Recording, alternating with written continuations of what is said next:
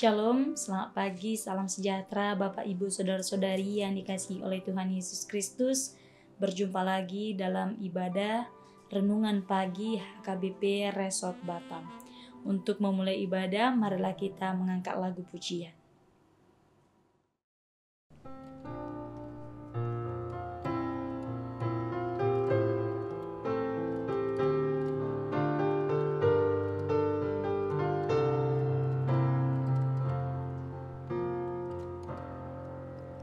Segala puji, hormat juga syukur ku naikkan bagimu, karena cintamu yang tiada terukur segenap hidupku bagimu.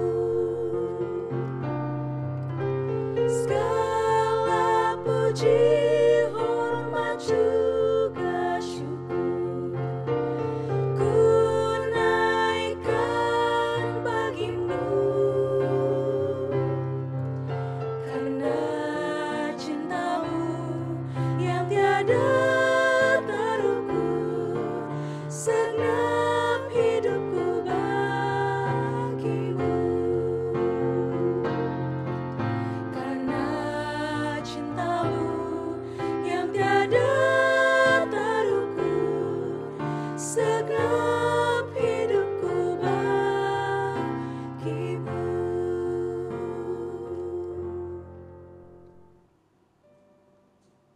Untuk mendengarkan firman Tuhan, kita berdoa. Ya Tuhan Allah Bapa, terima kasih untuk kasih karunia yang Kau berikan kepada kami, kesehatan dan kekuatan. Kami boleh bangkit dari tempat tidur kami dalam keadaan sehat. Ya Tuhan Allah Bapa, saat ini kami mau mendengarkan firman-Mu. Biarlah Engkau yang memelihara hati dan pikiran kami. Dalam Kristus Yesus kami berdoa. Amin. Bapak Ibu, saudara-saudari yang dikasihi oleh Tuhan Yesus Kristus, firman Tuhan yang menyapa kita pada pagi hari ini ialah yang terdapat dalam Yohanes pasal 15 ayat 15. Beginilah firman Tuhan. Aku tidak menyebut kamu lagi hamba, sebab hamba tidak tahu apa yang diperbuat oleh tuannya. Tetapi aku menyebut kamu sahabat, karena aku telah memberitahukan kepada kamu segala sesuatu yang telah kudengar dari Bapakku.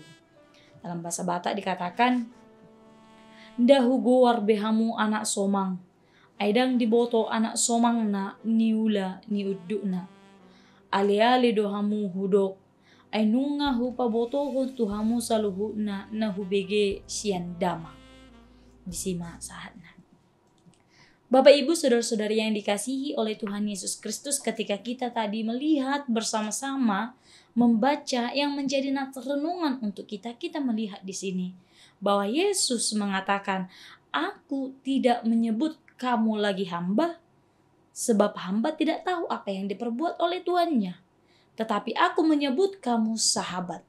Jadi kita mau melihat di sini ada dua yang dikatakan. Yang awalnya tadi yang pertama adalah hamba, tapi yang kemudian dikatakan Yesus bahwa kita disebut sebagai sahabat. Kalau hamba itu doulos, kalau sahabat itu philos. Jadi kita mau melihat di sini kalau sebutan hamba itu ada jarak. Ada jarak yang dikatakan, ada jarak antara hamba dan tuannya. Tapi kalau sahabat, inilah yang menunjukkan keintiman hubungan antara sahabatnya. Bapak Ibu saudara-saudari yang dikasihi oleh Tuhan Yesus Kristus, kita mau melihat di sini bahwa sebutan sahabat, Yesus menunjukkan bahwa hubungannya dengan muridnya itu, dengan kata sahabat itu menunjukkan dengan adanya didasarkan pada kasih, didasarkan pada kepercayaan, didasarkan pada pengetahuan yang mendalam tentang kehendak Allah. Itulah sahabat. Maka inilah yang membentuk keintiman, yang ingin disampaikan dalam Injil Yohanes ini, yaitu persahabatan yang tidak memperdayakan tetapi justru memberdayakan. Jadi bukan memperdayakan, tapi sahabat yang memberdayakan. Persahabatan yang memberdayakan atau empowering. Di sini dikatakan bahwa hubungannya itu adalah hubungan yang memberdayakan untuk terjadi pembaharuan. Bapak, Ibu, saudara-saudari yang dikasihi oleh Tuhan Yesus Kristus, melalui nats firman Tuhan ini kita mau melihat bahwa pertama, dengan menyebut para murid-muridnya sebagai sahabat, Yesus ingin menunjukkan bahwa hubungan antara dirinya dan pengikutnya bukan hanya tentang hubungan antara guru dan murid, tetapi juga hubungan yang erat, yang penuh dengan kasih. Kemudian kita mau melihat di sini, Yesus menyatakan bahwa para muridnya itu adalah sahabatnya karena dia telah memberitahukan kepada mereka sesuatu yang telah ia dengar dari Bapanya. Ini menunjukkan bahwa para muridnya tidak hanya menerima ajaran dari Yesus, tetapi juga memahami rahasia kerajaan Allah. Yang ketiga kita mau lihat dari nats firman Tuhan ini, bahwa pernyataan ini menunjukkan bahwa hubungan antara Yesus dan Bapanya sangatlah intim, dan bahwa Yesus memiliki pengetahuan yang mendalam tentang kehendak Bapaknya. Saudara-saudari yang dikasihi oleh Tuhan Yesus Kristus, maka jika kita tadi dikatakan sudah disebut sebagai sahabat, bukan sebagai hamba, disinilah suatu kebanggaan bagi kita yang memiliki sahabat. Yesus itu adalah orang yang dihormati. Maka suatu kebanggaan bagi kita ketika kita memiliki sahabat yang sangat dihormati. Karena apa? Karena kita juga menerima kehormatan itu. Bapak, Ibu, saudara-saudari yang dikasihi oleh Tuhan Yesus Kristus, maka jika kita benar bahwa kita adalah sahabat Yesus, mari kita menunjukkan bahwa kita mampu melakukan yang disukai oleh Tuhan Yesus Kristus. Maka senantiasalah kita berbahagia menjadi sahabat oleh Tuhan, karena Dia bukan menyebut kita sebagai hamba. Saya tadi sudah mengatakan kalau hamba itu jaraknya memiliki jarak dengan tuannya. Tapi kalau sahabat, dia memiliki hubungan yang intim.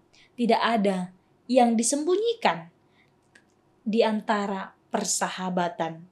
Maka melalui nats firman Tuhan ini dikatakan, tetapi aku menyebut kamu sahabat karena aku telah memberitahukan kepadamu segala sesuatu yang telah kudengar dari Bapakku.